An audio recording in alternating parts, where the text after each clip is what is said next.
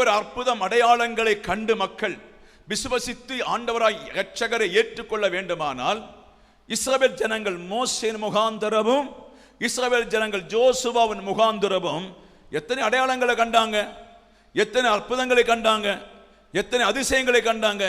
ஏன் அவங்க கரெக்டா கானானுக்குள்ள போய் சேரல? அற்புதம் ஒரு டூப்ளிகேட். அது செய்த தேவனை மகத்துவப்படுத்துவதற்கு, அது செய்த தேவனை சிந்திப்பதற்கு. அற்புதத்தை செய்த தேவனை ஒரு செங்கடல் பிளந்தா அதை கண்ட பிள்ளைகள் சொல்லுவாங்க, மோசே நடத்தி கொண்டு வந்த அந்த தெய்வம் மகா பெரியவர். கரங்களை தட்டி நன்றி சொல்லுங்க. Hallelujah, praise the Lord, praise the Lord. ஏன் அவர்கள் போய் சேரவில்லை?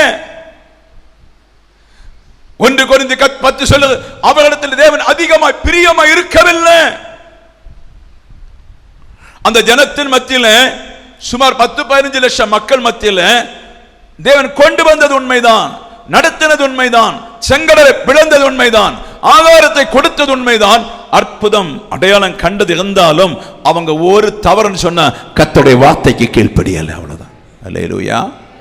கர்த்தருடைய வார்த்தைக்கு கீழ்ப்படியவில்லை. கர்த்தருடைய வார்த்தைக்கு கீழ்ப்படித்து நேசிக்கிற நீங்கள் நானும் இயேசுவோடு சேர்ந்து வாழுகிறோம், இயேசுவோடு இணைந்து வாழுகிறோம். அம்மாவும் பிள்ளையுமா வாழுகிறத போல வாழுகிறோம், தகப்பனும் பிள்ளையுமா வாழுகிறத போல வாழுகிறோம். அவங்ககிட்ட தான் தகப்பன் பேசுவா, அவங்கள்ட்ட தாய் பேசுவா. வேற 2 முகடமார் தான் உண்டா, அந்த காலேப்பும் ஜோசுவும் மாத்திரம் தான் உண்டா முகடமாராக யுத்தத்தில். Price the Lord. ஆரோன் கூட சரியில்லை, மிரியாம் கூட சரியா இல்லை. இந்த 2 பேரும் தான் கடைசி வரை மோசேயுடைய வார்த்தை கேட்டு கீழ்ப்படிந்து யுத்தம் செய்தவர்கள். இவர்களை மறக்காம இவர்களுக்காக அந்த ராஜ்யத்தை சீர்படுத்தி இவர்களை கொண்டு போய் அங்கே விட்டார். உலகம் எப்படியே போகலாம், உலகம் எப்படியான நாசத்துக்கு போனாலும், உலகம் எப்படியான அழிவுக்கு போனாலும், அந்த உலகத்தின் மத்தியிலே ஒரு பரிசுத்தவான் இருந்தால் உங்களை கர்த்தர் காக்க வல்லவர், உங்களை காக்க வல்லவர், உங்களை கர்த்தர் விடுவிக்க வல்லவர், உங்கள் அதிகாரத்தை தர வல்லவர். தேவ பிள்ளைகள் கொஞ்ச நேரம் பெற்றுக்கொண்டு இந்த சுவிசேஷத்தை கேட்டு உங்கள் தேவன் தந்திருக்கிற ஞானத்தின்படி, தேவன் தந்த கிருபையின்படி, தேவன் தந்திருக்கிற வல்லமையின்படி கர்த்தர் உங்களை நடத்த வழிகளை இன்றைக்கு ஆராய்ந்து பார்த்து உங்களுக்குள்ள ஏதாவது பிரச்சனைகள் இருந்தால் அதை தூக்கி மாற்றி வைத்து விட்டு இலக்கை நோக்கி ஓடுவோம், இலக்கை நோக்கி ஓடுவோம். துன்பம் உனக்கு பக்கமாய் உண்டு, செங்கடல் உனக்கு பக்கமாய் உண்டு, உபத்திரம் உனக்கு பக்கமாய் உண்டு.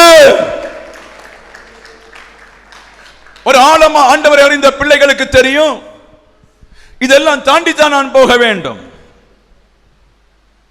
ஆழமாய் ஆண்டவரை டேஸ்ட் பார்க்கிற பிள்ளைகளுக்கு நல்லா தெரியும், என்னுடைய வாழ்க்கை சுமத்தல்ல, என்னுடைய வாழ்க்கை சுமத்தல்ல, என்னுடைய வாழ்க்கை பிரச்சனை உள்ளது. நான் கர்த்தரை அறியாம இருந்த எனக்கு ஒரு பிரச்சனை இல்லை, கர்த்தரை சரியா அறிந்ததுனால எனக்கு பிரச்சனை உண்டு. இந்த பிரச்சனைகள் எல்லாம் எனக்கு தாண்ட முடிய வேண்டுமானால் என்னோடு என்னை அழைத்த, என்னை உண்டாக்கின ஒரு இயேசு வேணும். அவர் என்னோடு இருந்தால் மாத்திரம்தான் இந்த பிரச்சனைகளை தாண்டி போக முடியும் என்று சொல்லி நீ தைரியம் கொள்ளும்போது கர்த்தர் உனக்கு முன்னே யுத்தம் செய்ய இறங்கி வருவார். செங்கடலோ, நாசமோ, மோசமோ, யோதானோ, எரிகோ, மதிலோ, எப்படிப்பட்ட உபத்திரம் உன் வாழ்க்கையில வந்தாலும் நீ தோல்வி அடைவதில்லை. காரியம் நீ அவரை அண்டிக் கொண்டதுனால, ஊதிய பிடிச்சதுனால கர்த்தர் உன்னை விடுதலையாக்கும்படி வருவார். நமக்கு ஒரு 100 மெசேஜ் போட உண்டு, அற்புதம் அடையாளங்கள் எல்லாம் தேவன் நமக்கு செய்த வச்சு மாத்திரம் போட உண்டு. அது ஒரு காலத்தில் அங்க முடிஞ்சிடும். ப்ராபசி ஒரு காலத்தில் அங்க முடிஞ்சு போயிடும், அவ்வளவுதான். எல்லாம் ஒரு காலத்துக்கு ஏற்றபடி தான் இருக்கும் ப்ராபசி. Price the Lord. உங்கள் ஒவ்வொரு ஏஜ்கள் வரும்போது ஒவ்வொரு புத்தி மண்டலத்தை தருகிறத போல தான் ப்ராபசி எல்லாம் முடியும். ஃபைல நிற்கிறத வசனம் தான் கடைசியா போய் நிற்கிறது, உருவாக்குற இடம். அல்லேலூயா. புரியுதா? எத்தனை பேர் புரியுதுங்க? அதை கோமாளி கிறிஸ்தவர்கள் அறியணும், கோமாளி பாஸ்டர்ஸ் அறியணும். அவர்கள் சரியா அறிந்தாதான் ஃபைனல்ல வசனத்தில் சபை உருவாக்க முடியும். இயேசு கிறிஸ்து வரும் வரை மிரக்கல் மிரக்கல் மிரக்கல் சொல்லி பேட்டி எடுத்து மக்களை வஞ்சித்துக் கொண்டிருக்கின்ற சபைகள் ஊழியங்கள் கூட்டம் கூட்டமாய் மக்கள் அழிந்து கொண்டிருக்கிறாங்க. என்ன நடந்தது? எப்படி நடந்தது? வயிற்று வலி எப்படி போச்சு? நெஞ்சு வலி எப்படி போச்சு? அல்லேலூயா. பிரியமான தேவ சபையே, மிக தெளிவாய் மிக கவனமாய் உங்களுக்கு தேவை ஞானம். தாழ்மை உள்ள ஞானம் உங்களுக்குள் இருக்குமானால் கர்த்தர் எல்லாத்தையும் கர்த்தர் கற்றுக் கொடுக்க வல்லவர்.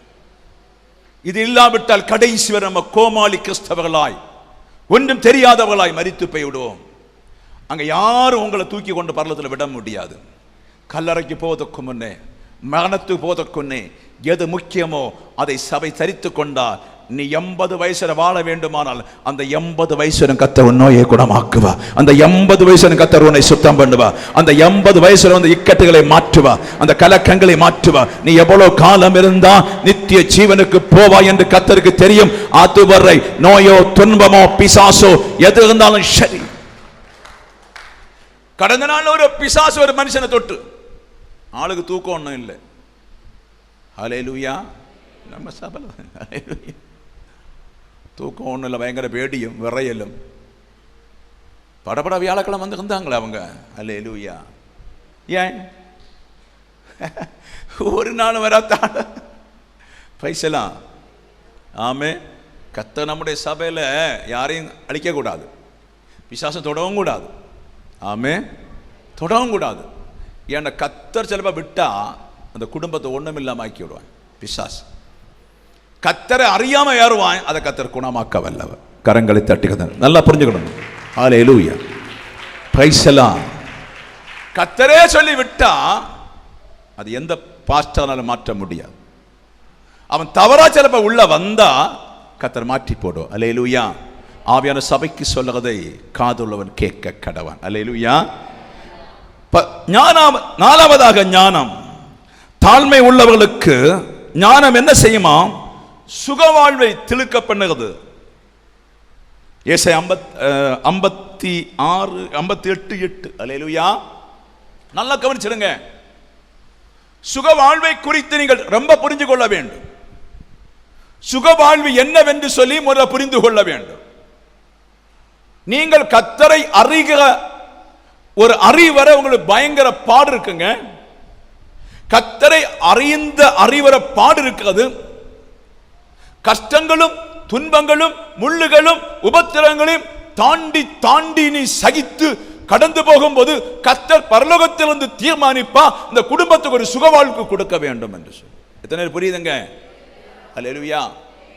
ஒன்றும் அறியாம சுகவாழ்வு உங்களுக்கு கிடைச்சா குரங்கு கையில மங்கிக்க கையில இந்த பூமாலை கிடைச்ச போல இருந்துடும். அல்லேலூயா. சுகவாழ்வு அழிச்சிடும். சுகவாழ்வு துக்கத்தை கொண்டு வரும். சுகவாழ்வு ஏமாற்றத்தை கொண்டு வரும். சுகவாழ்வு பரலோகத்தை காண விடாது. சுகவாழ்வு நமக்கு டான்சர் ஆக்கும். இதை சபை நன்கு அறிந்து கொள்ள வேண்டும். சிலர் சொல்வதுண்டு, நான் சுகமா இருக்கிறேன், முழங்கால் போட்டா போது 1 லட்சம் வரும், முழங்கால் போட்டா போட்ட எல்லாம் நடக்குது. அது கிறிஸ்தவம் அல்ல. ஹல்லேலூயா. Praise the Lord. திருட்டு வேலை, கொள்ள கூட்டம், வஞ்சிக்கிற வேலை, 1 வச்ச 2, 4 வச்ச 8. அதுக்காக ஆண்டவர் அழைக்கவில்லை.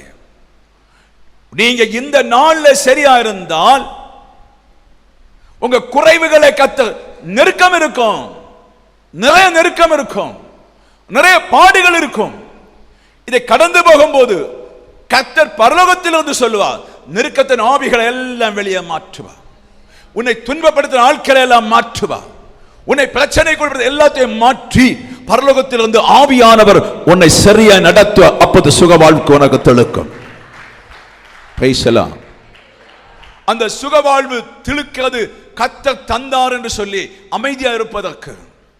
கர்த்தர் ஒரு சுகவாழ்வை, நோயிலிருந்து சுகவாழ்வு, பிசாசிலிருந்து சுகவாழ்வு, கடபாரத்திலிருந்து சுகவாழ்வு, சிறைச்சாலையிலிருந்து சுகவாழ்வு, எப்படிப்பட்ட உபத்திரத்திலிருந்து உனக்கு ஒரு சுகவாழ்வு தந்தாரோ அதை நினைத்து கொண்டு கர்த்தரோடு வாழ்வதற்கு கர்த்தர் ஒரு சுகவாழ்வை கர்த்தர் தர வேண்டும் என்று விரும்புகிறார். கர்த்தர் இன்றைக்கே உனக்கு தர வேண்டும் என்று பரிசுத்த ஆவியானவர் விரும்புகிறார். நான் கொஞ்ச நாள் ஆண்டு விட்டு பயங்கர கேள்வியாக்கும். வைக்கப்பந்தல் போல மக்கள் கூடுகிறது. இவங்க எதுக்கு ஆண்டவரை போறாங்கன்னு அவருக்கும் தெரியல. இது ஆல்மோஸ்ட் ஆண்டவர் பிசாசு கொண்டு தள்ளகதாக்கம். போ அங்க இரு ஜோஸ் என்னவல்ல, அவனை கொண்டு வந்து இருத்தி அவனை கொண்டு வந்து தூக்கி கொண்டு வெளியே கொண்டு போய் விடுவான். அல்லேலூயா. அது பயங்கர டைலாக் ஆகுது இல்லையா? பிசாசை கொண்டு வருவானா, இரு நல்லா உறங்கி இரு, நீ சமாதானம் கேட்டு போ, வெளியே நின்று கூட்டிட்டு போயிடுவானா. அல்லேலூயா. பிரைஸ் எல்லாம். ஆமே. ஹல்லேலூயா. அதுக்கு தான் மக்கள் எழுப்புதலாக நான் சொல்றது. ஒரு எழுப்புதலும் கிடையாது.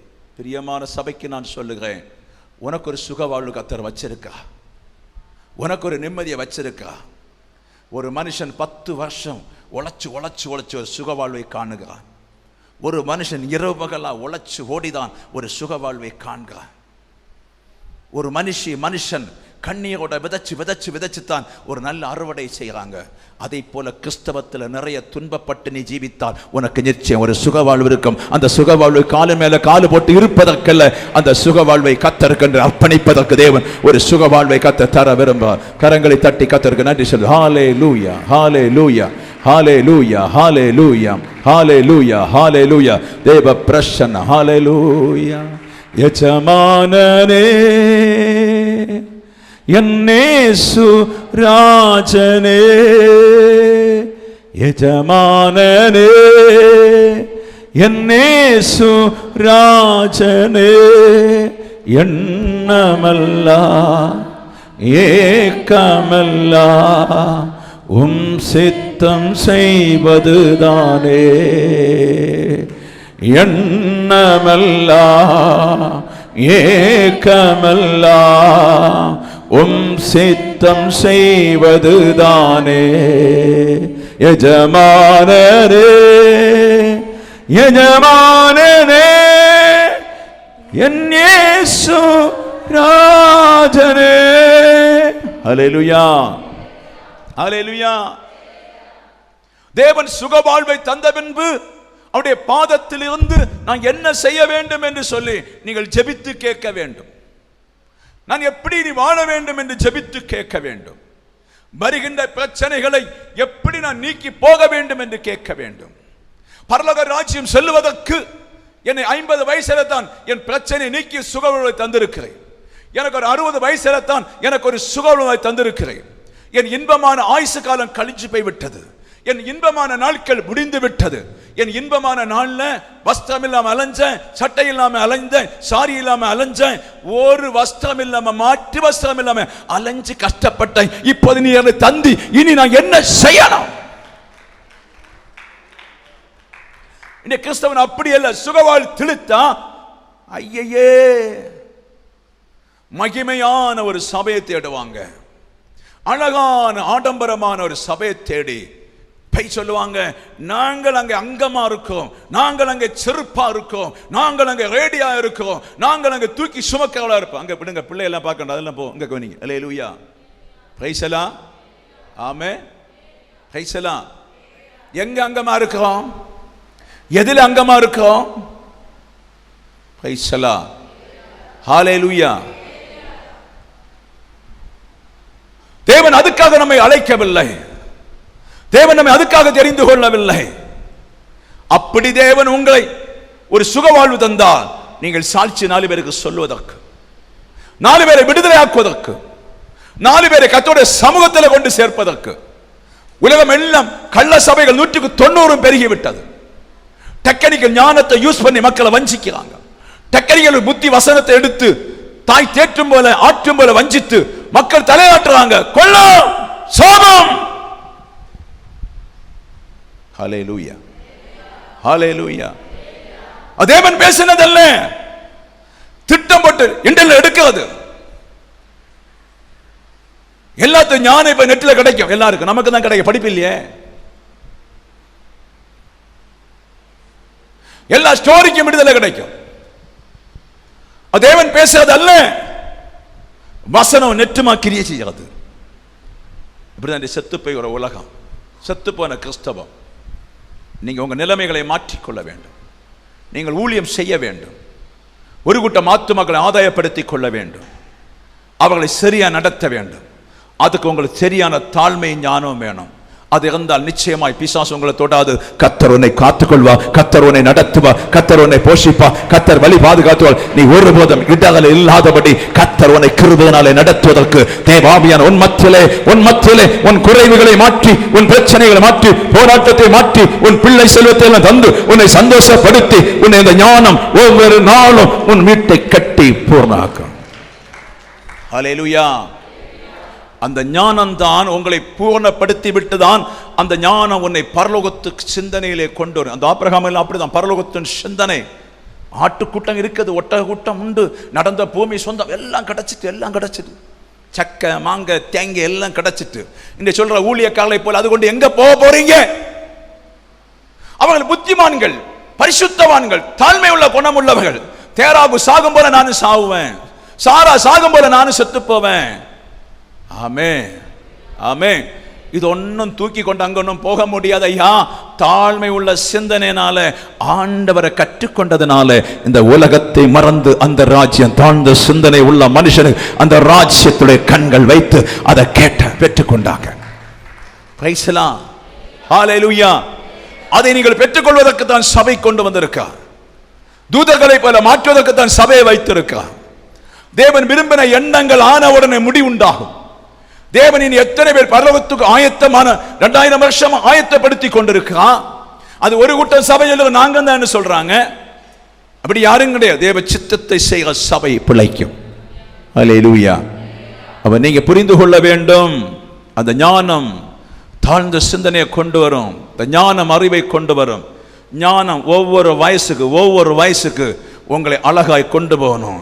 ஒரு எல்லை ஆம்பது ஞானம் சொல்ல, மகனே பூமியில் உள்ள வாழ்க்கை முடிஞ்சிருச்சு, மகளே பூமியில் உள்ள வாழ்க்கை முடிஞ்சிருச்சு, உன் வருஷம் 5-10 வருஷம் கவனமாவா, ஜாக்கிரதையா, சாத்தான் உன்னை வஞ்சித்து போடுவான். அதுக்கு இடம் கூடாதபடி என்னோடு ஞானமாய் நடந்து தாழ்மை சிந்தனையாய் எங்க தொடங்கினியோ அதை கடைசி வர என்னோடு வா என்று சொல்லி கர்த்தர் உன்னை நடத்தும். ஹல்லேலூயா.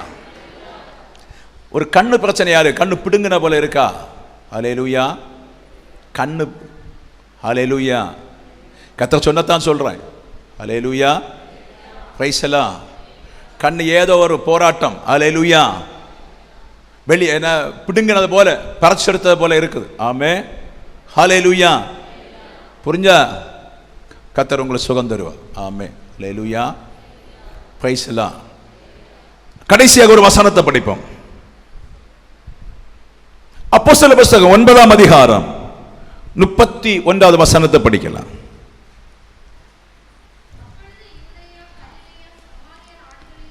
அப்பொழுது யூதா, கலிலியா, சமாரிய நாடுகள் எங்கும் சபைகள் சமாதானம் பெற்று பக்தி விருத்தி அடைந்து கர்த்தருக்கு பயப்படுகிற பயத்தோடும் பரிசுத்தாவின் ஆறுதலோடும் நடந்து பெருகின. நல்லா கவனிச்சிருங்க, முடிச்சிடுவோம். ஹல்லேலூயா. செய்தியை முடிக்க போறோம். ஹல்லேலூயா. இந்த மாத்த சபை கொஞ்சம் புரிஞ்சுதா? எல்லாருக்கும் எத்தனை பேர் புரியுது? ஐயா, வந்துட்டு போறதுனால ஒரு பிரச்சனை, ஒரு பலனும் கிடையாது. வந்துட்டு போற நீங்க கிரியேட் பண்ணாதான் கர்த்தர் சரி பண்ண தொடங்குவா புத்தி மண்டலத்தை. நீங்க வந்த போன வீட்டுக்கு போய் பழைய ஒரு கண்ணமே போல வாழ்ந்த நடக்காதுங்க. பழைய குடிகாரன போல இருந்த நடக்காதுங்க. இந்த சபை தோற்று போய் நீங்களும் தோற்று போவீங்க. கண்ணை முழிச்சு பார்க்குது. 1 மணிக்கு ஆயாச்சு இல்ல, நிறுத்த வேண்டியது தானே? ஹல்லேலூயா.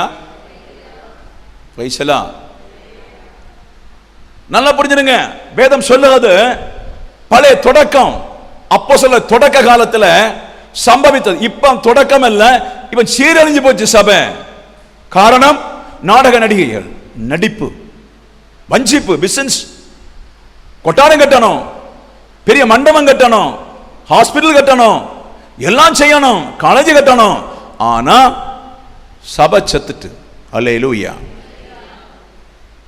நீங்க அவனை யோசிச்சு பாருங்களேன். ஒரு பெரிய கூடாரம் போட்ட இடத்துல போய் 10 விசுவாசிட்ட பேட்டி எடுங்க, ஆவிக்குரிய பேட்டி எடுத்து பாருங்க, அப்ப தெரியும் உங்களுக்கு.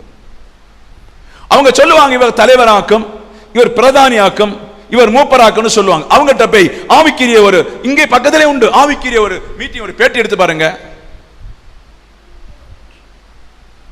ஒரு சுக்குரியா சுண்ணாம்பு இருக்காது. ஹல்லேலூயா. அவரு கொல்லான்னு சொல்லுவாங்க, அவர் பயங்கர விடுதலைன்னு சொல்லுவாங்க. நீ யாருக்குமே தெரியாதுங்க.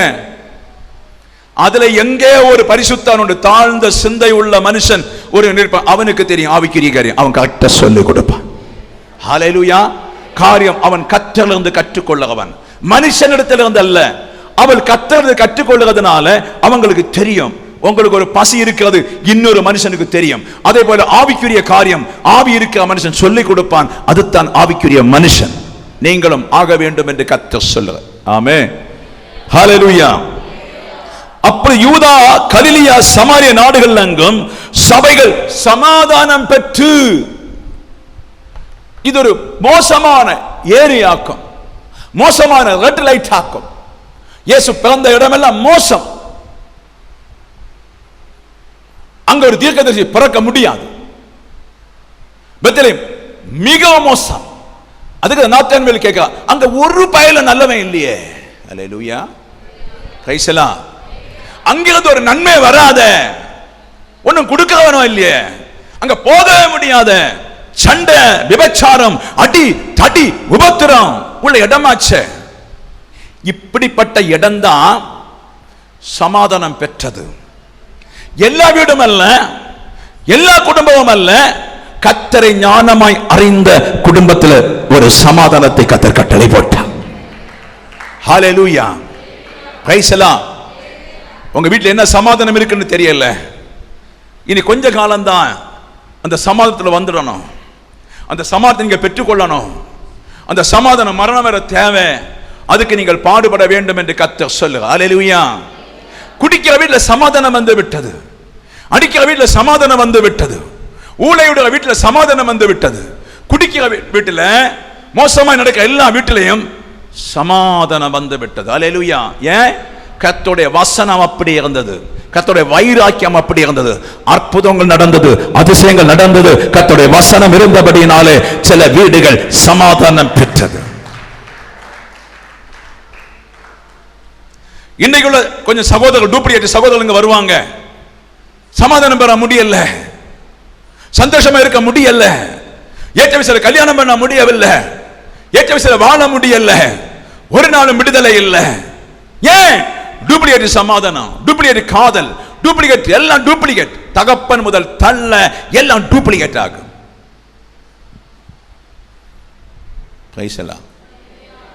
சமாதானம் பெற முடியவில்லை. நல்ல அம்மா சமாதானத்தின் வழியை சொல்லி கொடுப்பா, நல்ல தகப்பன் சமாதானத்தின் வழியை சொல்லி கொடுப்பாங்க, நல்ல தாத்தா சமாதானத்தின் வழியை சொல்லி கொடுப்பாங்க. அந்த வழி ஒரு வீட்டில் இல்லைன்னு சொன்னா, நல்ல போதனை பாஸ்டர் சொல்லி கொடுக்காவிட்டால் ஒரு குடும்பம் சமாதானம் அடையாது. நீங்கள் சமாதானம் அடைய வேண்டுமானால் உங்க பிள்ளையோட தெற்றுன்னு சொல்லுங்க. ஐயோ என்ன மறிச்சிடுவான், கத்தி எடுத்துட்டு வருவான், 5 குத்துவான் பிள்ளை, இப்படி போ, இப்படி வாழ.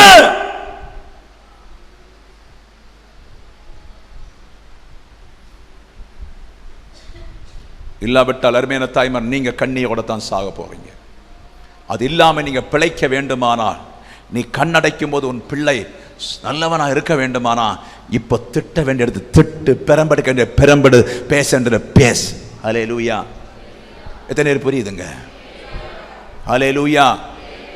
நீ பயந்து, நீதான் பெற்றிருக்க பிள்ளை, அவனா உன்னை பெத்த இல்ல இல்ல, நீதான் பெற்றிருக்க. என் கற்பத்தின் மகனே, என் கற்பத்தின் பிள்ளை, நீ ஊதாரியா இருக்க விரும்பாதே. இயேசுவிடத்தில் ஒரு சமாதானம் இருக்கு, அதை நீ பெற்றுக்கொண்ட பின்புதான் என் கண்ணடையணும். நீ அந்த சமாதானத்தை கண்டடைந்த பின்னதான் நான் சந்தோஷமா மரிக்கணும். நீ சபைக்கு வா, அழைச்சிட்டு கொண்டு வா. கர்த்தர் உன்னை நடத்துவ. கரங்களை தட்டி தேவ பிள்ளைகள், புரிந்தவங்கள், ஊதாரி பிள்ளைகளை கர்த்தருடைய சமூகத்தில் கொண்டு வாங்க. ஹல்லேலூயா. ரிபாலா கரபா தரகபாலா ஷகபாபா. ஹல்லேலூயா. சமாதானம் பெற்று பக்தி விருத்தி அடைந்தது. பக்தி விருத்தி என்ன? பக்தி விருத்தி சும்மா ஏதோ பேசிட்டு போன முடியுமா? என்ன பக்தி விருத்தி? ஒருவன் கிறிஸ்துவுடைய குணத்தில் உள்ள இருக்க, அந்த கிறிஸ்துவின் குணத்தின்படி ஒரு பழைய மனுஷன் புதுசாய் நடக்கிறதாம் பக்தி விருத்தி. எத்தனை புரியுதுங்க? ஹல்லேலூயா. சிலுவையிலிருந்து விடுதலை, சீரியல் இருந்து விடுதலை, சண்டையில இருந்து விடுதலை, உபத்திரத்தில் இருந்து விடுதலை. இன்னைக்கு வெட்டு குத்து மாறல இந்த பட்டணத்துல விடுதலை. வீட்டுக்குள்ள ஏதோ ஒன்று நடந்து மற்றவங்க அறியணும். வீட்டுக்குள்ள ஏதோ ஒன்று சம்பவித்து இருக்கிறது. இந்த வாலிபனுக்குள்ள, இந்த வாலிப பிள்ளைக்குள்ள ஏதோ ஒரு மாற்றம் இருக்கிறது என்று சொல்லி புறஜாதிகள் அறிய வேண்டும். நம்ம சபையில் அறிகிறாங்களா?